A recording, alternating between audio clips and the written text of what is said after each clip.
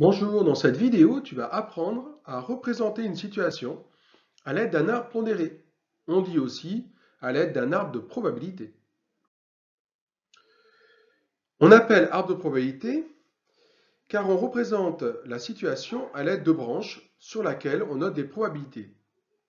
Dans cette situation, soit l'événement A est réalisé, soit c'est l'événement A bar, son contraire, qui est réalisé. Sur la branche qui arrive à l'événement A, on note P de A, la probabilité de l'événement A. Sur la branche arrivant à A bar, on note P de A bar, sa probabilité. Puis, sachant que A est réalisé, deux situations peuvent alors se produire. Soit B est réalisé sachant que A vient d'être réalisé, ou bien c'est le contraire, B bar qui se réalise, sachant que A a été réalisé. On note sur la branche qui relie A à B la probabilité de B, sachant A.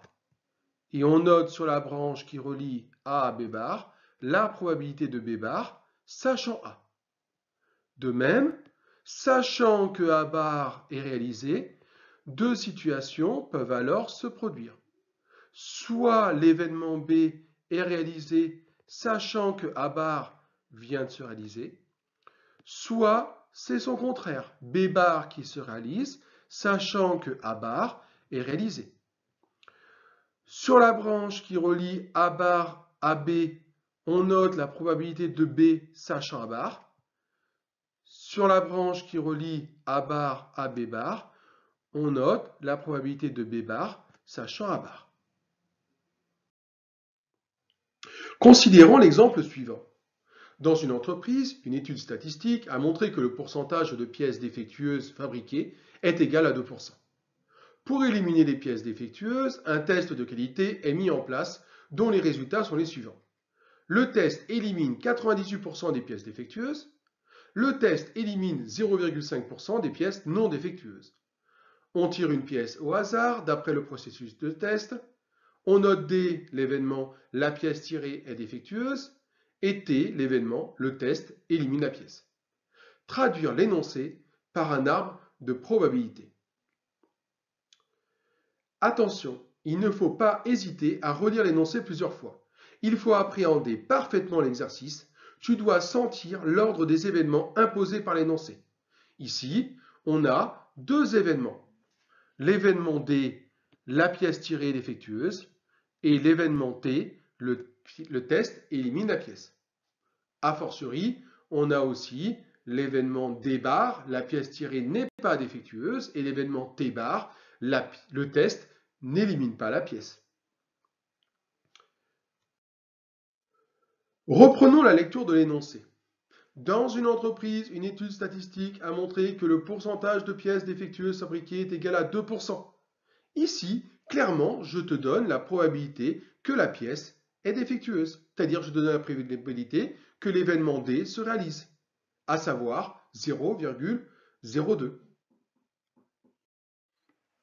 Un peu plus loin dans le texte, on lit « Le test élimine 98% des pièces défectueuses ». Il faut lire cette phrase ainsi en fait. Sachant que la pièce est défectueuse, le test va éliminer cette pièce dans 98% des cas. En fait, je te donne la probabilité que l'événement T se réalise, sachant que l'événement D est réalisé. On donne la probabilité de T, sachant D. Ici, 0,98. À la ligne du dessous, on lit « Le test élimine 0,5% des pièces non défectueuses ». Autrement dit, sachant que la pièce n'est pas défectueuse, le test élimine la pièce dans 0,5% des cas. On nous donne alors la probabilité que l'événement T se réalise, sachant que D bar est réalisé. On nous donne probabilité de T, sachant D bar, ici, est égale à 0,005. Alors en fait, l'exercice impose plus ou moins un ordre naturel entre les événements D et T. Tu connais des probabilités de T ou de T bar, ici, sachant D ou D bar. Donc l'arbre va commencer plutôt par l'événement D et ensuite par l'événement T. Ici, on prend une pièce dans la production, elle est alors soit défectueuse, l'événement D est réalisé, soit elle n'est pas défectueuse et alors c'est l'événement D bar qui est réalisé. On peut donc commencer notre arbre par deux branches, une branche qui mène à l'événement D, une branche qui mène à l'événement D bar. Le texte propose P de D égale 0,02. On indique donc cette probabilité sur la branche qui arrive à l'événement D. On sait, d'après la loi des nœuds, que la somme des probabilités issues d'un nœud, ou qui partent d'un nœud, est égale à 1. Donc, si la probabilité de l'événement D est de 0,02, alors la probabilité de l'événement contraire est 1 moins 0,02, à savoir 0,98. Sachant que la pièce est défectueuse, deux situations peuvent alors se produire. Soit le test élimine la pièce, soit le test n'élimine pas la pièce. Par la suite, on notera sur la branche qui relie D à T la probabilité de T sachant D, et sur la branche qui relie D à T bar, la probabilité de T bar sachant D. Autre situation qui peut se produire, sachant que la pièce n'est pas défectueuse, donc sachant D bar, deux possibilités, soit le test élimine la pièce, soit le test n'élimine pas la pièce. Et encore une fois, on va indiquer sur la branche qui relie D bar à T la probabilité de T sachant D bar, et sur la branche qui relie D bar à T bar, la probabilité de T bar sachant D bar.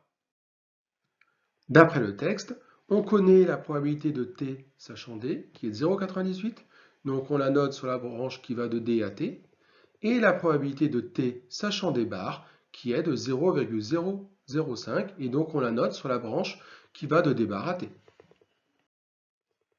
On obtient ensuite les deux dernières probabilités cherchées en utilisant la loi des nœuds. Étant donné que la probabilité de T sachant D est égale à 0,98, alors la probabilité de T bar sachant D est 1 moins 0,98, soit 0,02. Puis, étant donné que la probabilité de T sachant D bar est 0,005, alors, d'après la loi des nœuds, P de T bar sachant D bar est égal à 1 moins 0,005, soit 0,995. À bientôt pour une nouvelle vidéo.